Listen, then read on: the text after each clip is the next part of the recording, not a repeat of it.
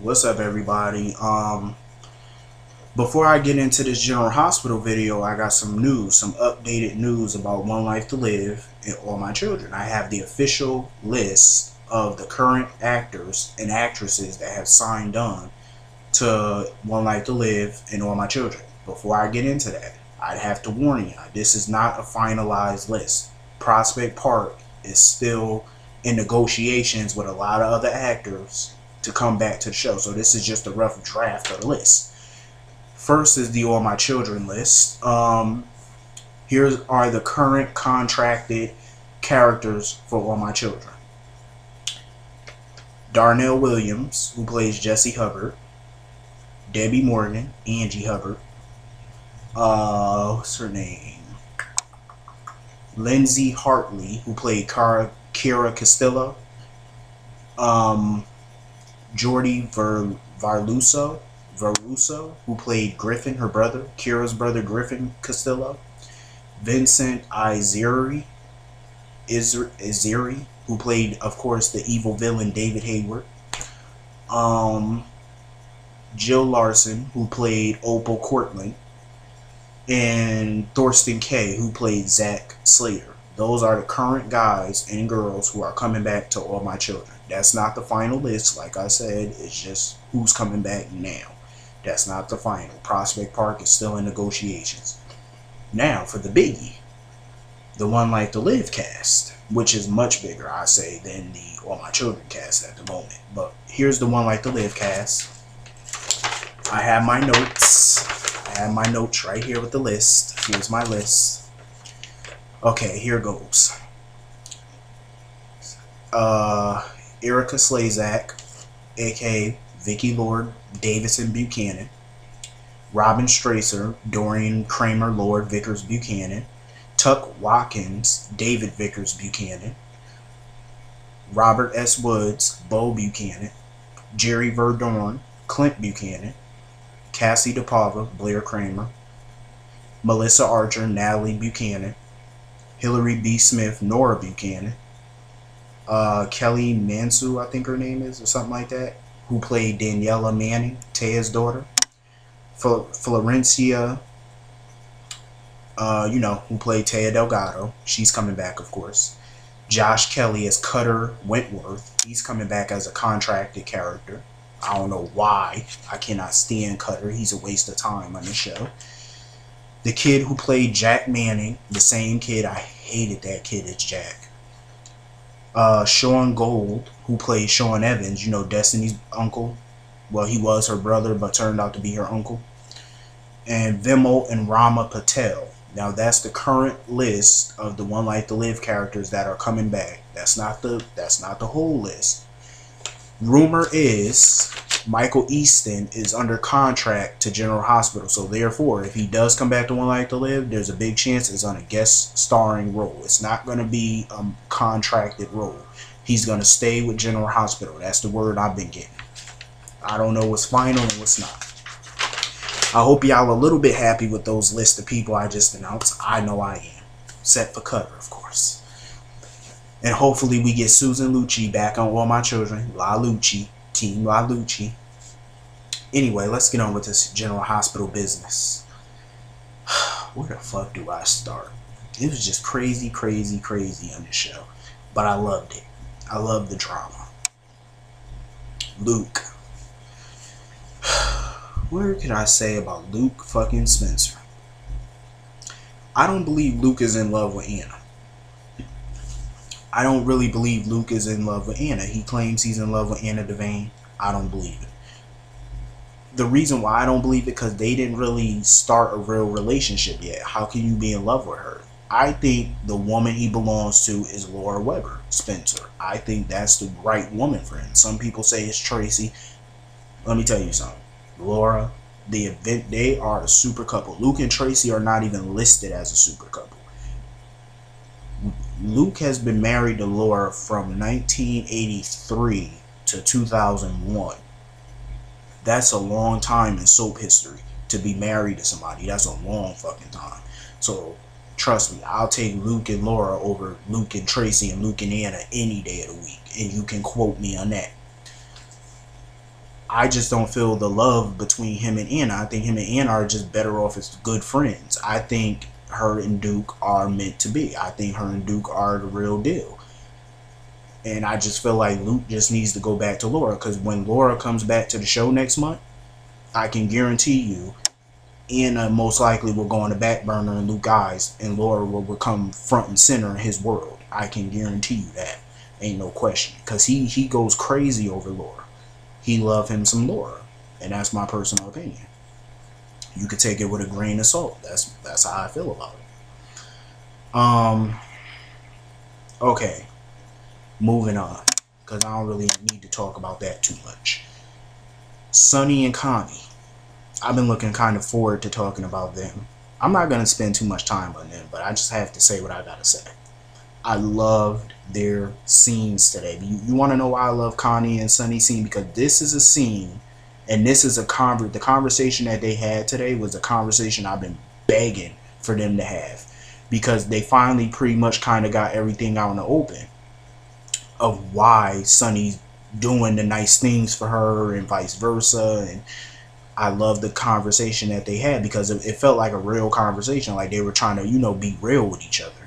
And I loved it. I love when a couple, even though they're not technically a couple, I love when people can really be real with each other, even on a soap opera, in a storyline. I love it. Like, just be real. Let your feelings out in the open. I love that. Sonny, I mean, I can understand where Connie coming from, because she feels like every time she, you know, Sonny looks at her, it's like he's really looking at Kate. And I think that's why she keeps pushing him away and, you know, not giving him the time of day, is because she feels like he has an agenda every time he's being nice to her. It's because he's trying to get Kate to come back. That's why she's like, you know, have this wall built up against Sonny. And she doesn't fully trust him because he's trying to get her integrated. And Kate, I mean, well, Connie brought up a good point that I've been asking myself for a while now. They grew up together in Bensonhurst when she was Connie. So why is it that Sonny, it's like Sonny doesn't miss Connie, you know, the Connie that he grew up with, the Connie he fell in love with back in the 80s. How, like, seriously, like, do you not miss that type of Connie? You know, the fun Connie, the, you know, the chick that you grew up with in Bensonhurst, that you were going to spend your life with, that you were going to run away with. It's like he don't miss that, and that's what Connie's kind of trying to figure out. Like, what happened? Like, why don't you miss her, as Connie, before Kate became Kate? And that's what I've been trying to figure out. Like, this is the Connie you grew up with in Bensonhurst. Like, why do you act like you want Kate more than Connie? I don't understand that, when this is the chick that you grew up with. Connie is the real deal. I think Kate is the alter until I'm proven wrong, but I just believe Kate is the alter because Connie was the one that went through the traumatic experience. She merged into Kate later in life.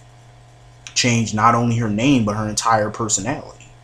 So that has to be Kate. So Kate has to be the alter. I would love to see Sonny and Connie, you know, get together, because I like Connie is showing a more human side of her. A side that we didn't see before, because all we saw from her was like a crazy evil type character, you know, just always doing bad things and never showing a compassionate side. But now we've seen the compassionate side. And if Kate was the host, Connie is at her most vulnerable right now. So how come Kate isn't emerging? That's how alters do. They emerge. Well, that's how hosts and alters do. When one of them is feeling vulnerable, the other emerge and comes back because they feed off that vulnerability. How come Kate hasn't made an attempt to come back yet? That's what makes me believe Connie is the host, because Connie is the strong one. You know, she's strong enough to handle all this grief that she's been dealing with. I don't think Kate is strong enough to deal with it. So I would love to see where this is going to go between Sonny and Carly. Why did I say Carly? I mean Sonny and Connie. Because they had a real conversation today, and I really loved it, and I loved the topic of the conversation. Like, cause they finally got some things out in the open that they needed to discuss. Anyway, Maxi. Oh my lord, Maxi. Maxi needs to tell the truth and shame the devil. Just tell the truth and shame the motherfucking devil. Why do you keep coming up with this farce of a lie? You need to just tell these people the truth that you're pregnant by Spinelli. And what baffled me is, how the fuck can Maxi sit there and say Spinelli doesn't want me, he doesn't want this baby? Really now? I never heard Spinelli say that he didn't want this baby. Oh, that's right, because you dumb bitch, you never told him that you were pregnant by him. Hello? Ugh, these people. Listen, if you would have told Spinelli the whole truth, nothing but the truth, like you do in court, he would have known about the baby. And how the fuck can you say Spinelli don't want this baby? Like, last time I checked, Spinelli was a grown man who can make informed decisions on his own. How are you gonna sit there and speak for him and tell him or say about him that he didn't want the baby? Now, I can agree, he might not want you, but to say he don't want to be a father, that's not your call to make. That's his call, and it's like you're taking that right away from him. What gives you the right to do that? You don't make decisions for a grown-ass man who is capable of making his own choice. If he wants to be a part of this child's life, give him that right to do so. Don't take that right away from him. Maxie really has her nerve. Like, who the hell do you think you are? You really need to get your life.com. Like, seriously, get your life. What the fuck is wrong with you? You don't make decisions like that for somebody, especially when it involves a child, an unborn child that happens to be their child. Like, seriously. Lulu, she need to go sit her little neurotic ass down. Like, seriously, because I already know when she find out about this, shit is really gonna hit the fan. That's all I'm saying. Y'all better have the SWAT team. You better have the FBI, DEA. I'm telling you, it's gonna be on and motherfucking popping. It's gonna be boots to asses. I'm telling you, when she find out about this, because do you not see the way Lulu act when she gets bad news? Cuckoo, cuckoo. Like, seriously, the bitch is crazy. Whew. Dante might have to get that little gun out. Might be some shooting. It's like Dante is more calmer about things than Lulu is. Like, Lulu is so neurotic, like, it don't make no sense. Like, girl, what are you, a hound dog or something? You ain't gotta, what are you, a foo-foo dog? You ain't gotta keep acting crazy. Sit down. But Maxie do need to tell the truth, and Dr. Westbrook, whatever your name is, Westbourne, whatever, you sicken me, just to sit there and take the lie. Did Dr. Westbourne say, did she or did she not say, not only is she Maxie's doctor, but you're technically Lulu and Dante's doctor, so therefore, you are legally bound to disclose information like that to them.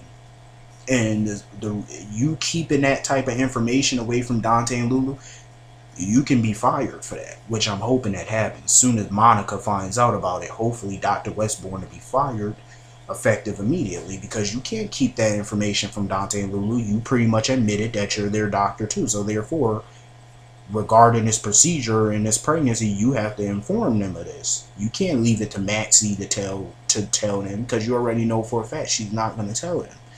Duh. It's like, Maxie is crazy, and then Olivia seeing that damn jackal again. I'm like, oh lord. And Maxie was actually the only one that was wise enough to figure out why she kept seeing that damn dog. It's like the fans, we all knew about it. We knew back in November why she kept seeing that damn dog. And it's like it took them all the way to middle of January, like towards the end of January, to figure it out. I'm like, seriously. Who writes these storylines? You don't have to answer that question. I already know Frank and Ron write these storylines. I already know that. But I'm just saying, I said it, you know, it's a rhetorical question. Anyway, I think February sweeps, this is all going to come out. I think in February sweeps, I think all of this information is going to come out. Anyway, Sabrina. It was always lovely to see Sabrina. I love her. And it was so sad watching her scenes with Emma, because Emma was saying how much she loved Sabrina and Sabrina loved her. And, you know, I just, like I said, if Robin was dead, I would really be rooting for Sabrina and Patrick.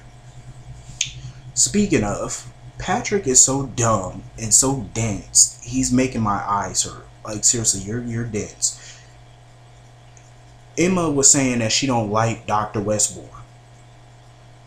Trust me, Emma, you're not alone. None of us like Dr. Westbourne. Trust me, I hate the bitch. And Patrick, it seems like to me, this is just my opinion, that it's like he's trying to force Emma to like Dr. Britt. I'm like, you can't force her to like somebody. It's like you can't force your child to like anybody. It don't matter how old they are. I'm like, children see things more clearly than adults do. And adults don't realize that. Kids got more sense sometimes about things. They can sense things. And Emma is a bright child. For 5 years old, she's she's 5, right? I mean, she was born in 2008, but you know sometimes they change the age on kids, but I'm assuming that she is 5. And for a 5-year-old kid, she's a pretty smart kid. She's not dumb. She's very smart. She could read the shit out of people. So she's a very bright, intelligent kid. You know what I mean? Like, she knows who to like and who not to like. And that's what I love about that little girl, like, because she tells it like it is. For a 5-year-old kid, she definitely speaks her mind. She doesn't bite her tongue, and I love that. Patrick, you need to open your eyes. Think with this head, not that one. Think with this one. Open your eyes and listen to your daughter. She's a lot smarter than you get her credit for. Just saying. Anyway, Spinelli and Sabrina scenes, loved it. I mean, not Sabrina. I'm all discombobulated to these damn names. Ellie Trout, sorry, Ellie. Spinelli and Ellie. Everything Ellie said was so true though, like, but as far as Maxi being, because she was wondering, like, could Maxi do something so sneaky and underhanded? Yeah, she could, but as far as her messing up your car so that way you couldn't make it, I wouldn't say that. Because, I mean, we all know Maxi is pretty ditz, so it's like, I don't think she would know how to dismantle a car. I doubt it. But she is a sneaky ass bitch. I'm just saying. But I love the fact that Spinelli came clean about it. But it was like he tried to tell the truth about everything. But all I kept hearing was excuses. You were drunk. Ellie didn't show up. And Maxi showed up that day. You know, excuses are like headaches. I got one right now. But trust me, nobody wants one. Why don't you just say, I slept with her? Because obviously explaining the situation to Ellie don't give a fuck that you were drunk. That's never really a good excuse. It doesn't matter. Because haven't you ever noticed that drunk people always say and do exactly how they really feel? You know, people always tell the truth when they're drunk. You didn't notice that? People really do things that they really feel that they want to do that they wouldn't do if they were sober. Because it's a fake. It's false. But you do things because it's the truth when you're drunk. Like, the truth always comes out of people when you're drunk. I really do believe that, because I've seen it before. Like, they really do what they really feel, and they really say what they really mean when they're drunk. When they're sober, they, you know, they lie, they try to pretend like it ain't this and ain't that. But when they're drunk, that's when the truth comes out. And I think he really wanted to sleep with Maxie. I don't know, maybe. But that could just be me thinking that. But I believe it. So Ellie, she really was pissed, and she threw him out of the room. As far as their relationship is concerned, I don't know. I really don't know whether they belong together or not. I don't know. He says he loves her, blah blah blah, but who knows? You never know what's going on in somebody's mind, like what they really feel. So I'm gonna leave it at that. Because I don't know what the fuck to make out of this situation with Ellie and Spinelli. Like, I'm honestly baffled by this. I really don't know. So, therefore, I'm going to leave it on that note. Olivia and Steve, good to see you. I don't know what it is about Olivia, but that woman is glowing. I don't know. It's like ever since she got engaged, she just seems more happier. She's sporting that big-ass ring around. Do you, girl. Do you. Tomorrow's episode, I'm kind of not looking forward to it. I kind of am, but then again I'm not, because we have to look at Carly. But I am happy because we get to find out what the fuck it is Heather Weber know. 2, we get to see my favorite and your favorite, Felix Dubois. I can't wait. And Todd and Johnny. What the fuck are they gonna do with Johnny Zakara's character? Does anybody know what they're gonna do with Johnny's character now that he confessed to everything? Like, is he gonna be released? Is he gonna go to jail and be off? I don't know. Somebody brought something up to me yesterday. Is Kirsten Storms and Brandon Barash, aka Maxi and Johnny, are they dating in real life? Because apparently on Instagram they post a lot of pictures. So I want to know that. Are they dating in real life? I would really like to know that. But I know a lot of cast members hang out all the time. So, but anyway, I will see everybody tomorrow. Hope y'all have a great day. See y'all later.